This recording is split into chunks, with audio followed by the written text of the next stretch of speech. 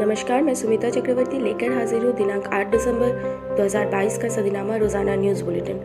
मौके से रिपोर्टिंग कर रही हैं सदीनामा की सह संपादिका मीनाक्षी सांगनेरिया। तो आगे बढ़ते हैं बुलेटिन की तरफ।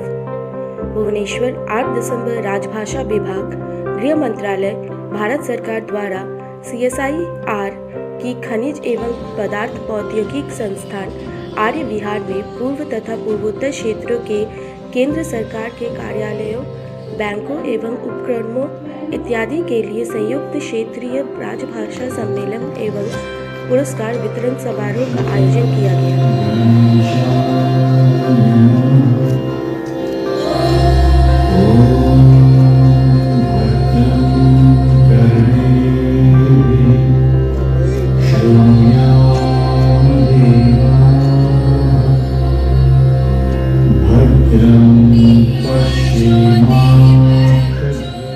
कार्यक्रम की प्रस्तावना के रूप में हिंदी के कंप्यूटर कार्यक्रम कंठस्थ सॉफ्टवेयर पर शशिपाल सिंह ने प्रकाश डाला।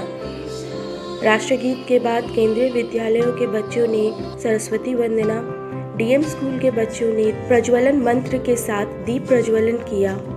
अतिथियों ने उसके बाद शिवदास सरकार, उप सचिव ने समारोह अध्यक्ष गृह राज्य मंत्री अजय मिश्र, अभिलाषा मिश्र, उप निदेशक ने मुख्य अतिथि भृतहरि महताब, संयुक्त सचिव मीनाक्षी जोली का निर्मल दुबे, सहायक निदेशक नराकाश अध्यक्ष चंद्रशेखर शर्मा का बद्री प्रसाद यादव, हितजित भट्टाचार्य का संतोष गुप्ता ने सम्मान किया। तो ये था दोस्तों 8 दिसंबर 2022 का सदीनामा रोजाना न्यूज़ बुलेटिन अच्छा लगे तो लाइक और शेयर करें और चैनल के साथ जुड़े रहने के लिए चैनल को सब्सक्राइब करें। धन्यवाद।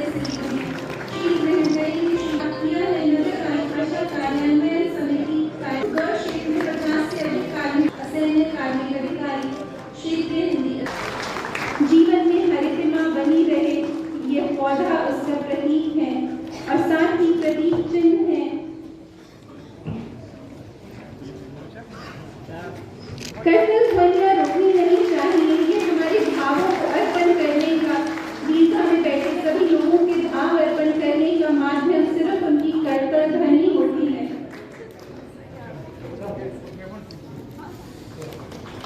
उपाध्यक्ष महोदय का स्वागत व सम्मान करें आप सभी की कर्तव्य ध्वनि के साथ। अभिनंदन महोदय, हार्दिक अभिनंदन आपका हम सभी की ओर से।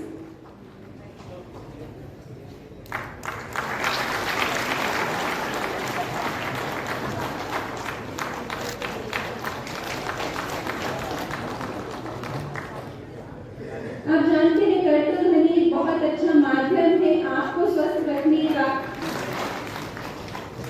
ये हमारा सौभाग्य है कि माननीय सहयोग उन तक पहुँच के आपके विनम्र अनुरोध है। ये सम्मान सभागार में उपस्थित सभी लोगों का है, सभी लोगों की ओर से है।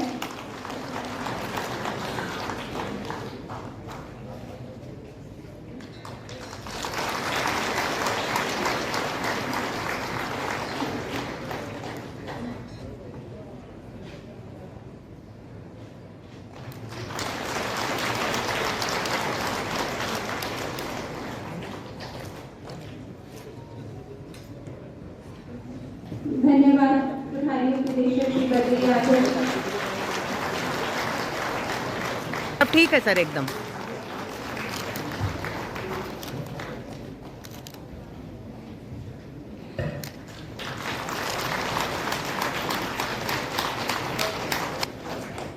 सभी लोगों के भाव नहीं पहुंच पा रहे हैं मंच पर। 2500 साल की है और आपके सामने है। आप अगर भूल ही जाए 300 BC 276 में कलिंगा वॉर हुआ था और वहाँ अशोका के इंस्क्रिप्शंस हैं more than 2100 years 300 years ago। और उसी समय अगर 1st century AD में आप खंडगिरी जाएं, उदयगिरी जाएं, भुवनेश्वर में, वहाँ जो केव्स है, केव्स में जो शिलालेख है वो खारवेड़ के समय में है, वो 1st सेंचुरी एडी में। आप अगर 9th सेंचुरी या 7th सेंचुरी को आ जाएं, जो जितने सारे मंदिर हैं भुवनेश्वर का ओल्ड टाउन में, वहाँ मुक्तेश्वर टेम्पल है, ब्रह्मेश्वर टेम्पल है, लिंगराज टेम्पल से पहले ये सारे 7th century, 8th century, 9th century ये सारे टेम्पल बने। और लिंगराज मंदिर तो सबसे बढ़िया हमारे कलिंगन या उत्कलीय स्थापत्य का एक चरम निदर्शन है। ह्यूमन सिविलाइजेशन, मिडिल एज, हमारा सिविलाइजेशन, टेम्पल आर्किटेक्चर और modern age, new capital of Bhubaneswar, continuous. Shri Ajay Kumar Mishra ji, कार्यक्रम के मुख्य अतिथि संसदीय राजभाषा समिति के माननीय उपाध्यक्ष श्री भरतलाल मेहताब जी, SBI के मुख्य महाप्रबंधक एवं अध्यक्ष नराकर Bhubaneswar bank Shri Chandrashekhar Sharma ji, Indian oil corporation limited की गुवाहाटी रिफाइनरी के मुख्य प्रबंधक मानव संसाधन श्री हितजीत भट्टाचार्य जी। पर हमारे पास लोगों ने रजिस्टर किया था एक गूगल ड्राइव जो हमने बनाई थी अपने सम्मेलनों में रजिस्ट्रेशन करने के लिए, और मेरे ख्याल में आज के इस सभागार में लगभग 750 लोग उपस्थित हैं। आपके इस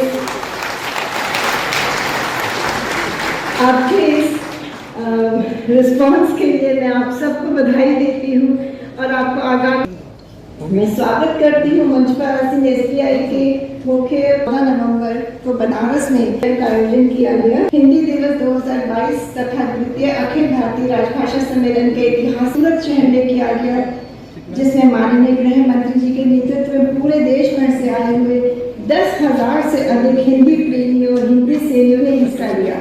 मैं आप सबसे तालियों की उम्मीद करती हूँ। पूर्व और पूर्वोत्तर क्षेत्र के इस क्षेत्रीय सम्मेलन के माननीय मुख्य अतिथि, जिनका अभी बहुत ही सुंदर उद्बोधन हम सब ने सुना, जिसने न केवल हम सबको प्रेरित करने का काम किया है, आगे भी हम किस तरह के काम अपने हिंदी के प्रयोगात्मक कार्यक्रमों में कर सकें, उसकी तरफ भी उन्होंने बहुत अच्छा संदेश देने का प्रयास किया है।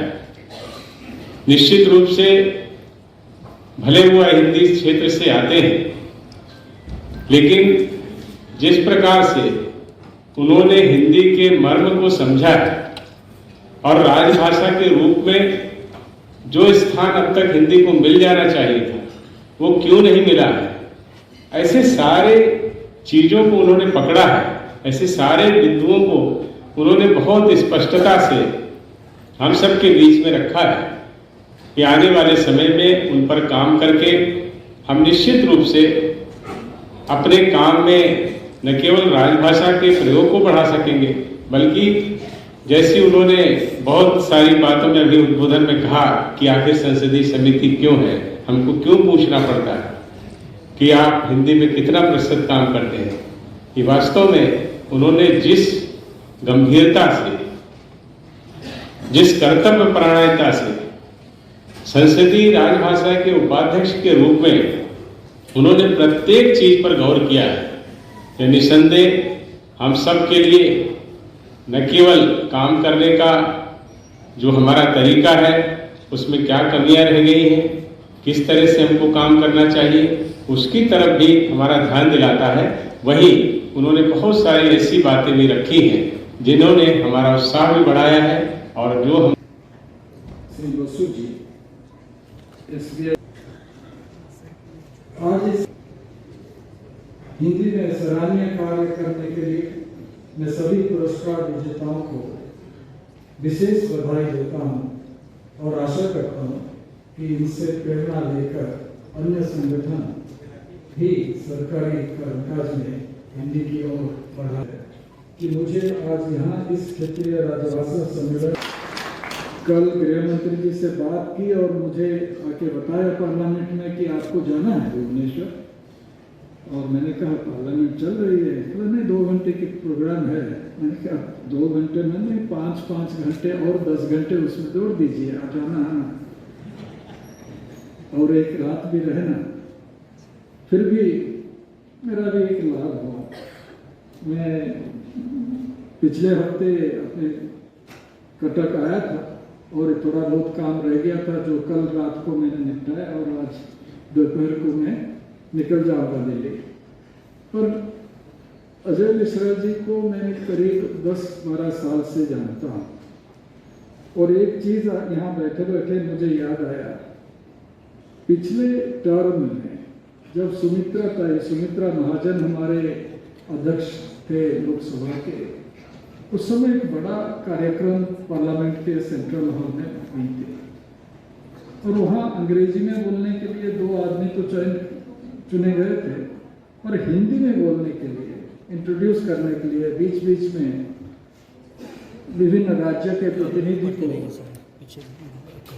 स्वागत करने के लिए अजय मिश्रा जी का जो हिंदी संभाषण उस समय हो रहा था, मैं काफ़ी इम्प्रेस्ड हुआ कि इस तरह भाषा कैसे बोल सकते हैं। हमारी जो एक्सपोजर है हिंदी में वो काफ़ी कम है। हम उड़ीसा प्रांत के हैं। स्कूल में थोड़ा बहुत टेक्स्ट बुक हिंदी में प्रचलित था और अभी है, उसको हम पढ़े थे। ज़्यादातर हिंदी उपन्यास भी पढ़े नहीं थे। ज़्यादातर हिंदी जानने के लिए हमें फिल्म देखना पड़ता था, और फिल्मी हिंदी आपके हिसाब से तो हिंदी है नहीं, तो इस हिसाब से वही हिंदी जो हम सुनते थे, और अजय मिश्रा जी के वक्तव्य सुनने के बाद मुझे खुद निवासी राज्य से हूँ, पर मुझे मालूम है दिक्कत क्या है, क्योंकि मुझे काफ़ी मशक्क़त करनी पड़ती है, विशेषकर जब हमारी जो संसदीय राजभाषा समिति का 3 उप समितियाँ हैं, उपाध्यक्ष होने के नाते उसका अध्यक्षता मुझे करना है, कभी कभी जा नहीं पाता, और मराकस का जो निरीक्षण करना है उसको भी मुझे भी करना पड़ता है, पर ज़्यादा समय उसमें सच बोलूं तो हम दे नहीं पा रहे। पर आज थोड़े बहुत कुछ मैं कहना चाहता हूँ हिंदी भाषा के लिए, क्योंकि मैं हमारे विभागों में, उपक्रमों में, मंत्रालय में हो रहा है। ये चीज़ मैं पहले बता दूँ, मेरा अनुभव पिछले 3-3.5 साल से है। सबसे बढ़िया काम राजभाषा का हो रहा है गृह मंत्रालय में, करीब 100%, और हो रहा है रक्षा मंत्रालय में।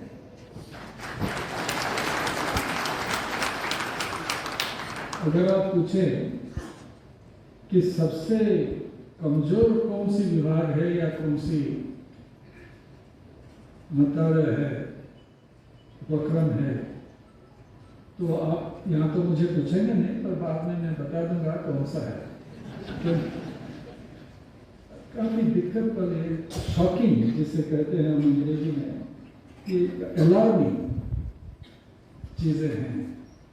75 साल हो गए हमारे देश स्वतंत्र होने के बाद। 1963 में 49 में अगर इसका इतिहास को हम जाएं, 49 संविधान सभा में पारित हुआ राजभाषा बनने की, 15 साल बाद ये लागू होगा। 63 में जब लाल बहादुर शास्त्री जी गृह मंत्री थे, उस समय एक डिबेट हुआ लोकसभा में और पारित हुआ विधेयक कि राजभाषा को हमको लागू करना है। उस समय एक लाइन शास्त्री जी का जो बार बार मुझे मेरे मन में घुसता है, वो है, we can not allow English to be used in perpetuity. निरंतर काल के लिए हम अंग्रेजी को यहाँ लागू नहीं होने देंगे। ये उस समय 1963 में जब विरोध काफी जोर से पार्लियामेंट में और पार्लियामेंट के बाहर दूसरे प्रांतों में भी हो रहा था, और इस हिसाब से मैं जो कड़ी है जिसके ऊपर आपकी कामकाज का सारी चीज निर्भर करता है, कई चीजें हैं संशोधन करने के लिए, क्योंकि मेरा जो अनुभव रहा है पिछले 3-3.5 साल से ये है, क्यों हमको पूछना पड़ता है कि प्रतिशतता कितना है, कितना पत्राचार आपका कामकाज हिंदी भाषा में और स्थानीय भाषाओं में करेंगे। उसी को लेकर के प्रधानमंत्री जी के मार्गदर्शन में, गृह मंत्री जी के नेतृत्व में लगातार हम प्रयासरत हैं, और पूरे देश में हमारी सभी स्थानीय भाषाओं के साथ साथ तमिल, तेलुगु, उड़िया, हमारी सभी भाषाओं के साथ और हिंदी को राजभाषा के रूप में काम करने के लिए हम लोग निरंतर ये प्रयास करते हैं। उसी क्रम में ये क्षेत्रीय सम्मेलन था। आप सब इसमें आए, सबको बहुत बधाई। बहुत सारे हमारे प्रतिनिधि पूर्व और पूर्वोत्तर क्षेत्र से आए हैं, कई राज्यों से आए हैं। मैं सबका अभिनंदन करता हूँ और सबको धन्यवाद। ये मैं अध्यक्ष नाराकास होने के नाते सब लोगों का धन्यवाद देना चाहता हूँ। ये टीम का जैसे कहते हैं ना, टीम का सब लोगों के जिम्मेवारी के साथ ये कार्यक्रम अच्छे तरीके से गया। मैं केंद्रीय मंत्री जो हमारे पास आज इस प्रोग्राम में आए उनका भी धन्यवाद देना चाहता हूँ, और बाकी सब लोगों का धन्यवाद देना चाहता हूँ इस प्रोग्राम को बहुत ही अच्छे तरीके से निभाने के लिए। आप लोगों का भी बहुत बहुत धन्यवाद। बहुत अच्छा प्रोग्राम रहा और बहुत अच्छा संख्या में लोग आए, इसके लिए मैं सब लोगों का, जिन लोगों ने इस कार्यक्रम में सम्मिलित हुए, उनका धन्यवाद देना चाहता हूँ। सर, आपका शुभ नाम? मेरा नाम चंद्रशेखर शर्मा है। मैं भारतीय स्टेट बैंक का चीफ जनरल मैनेजर हूँ, उड़ीसा स्टेट को रिप्रेजेंट करता हूँ।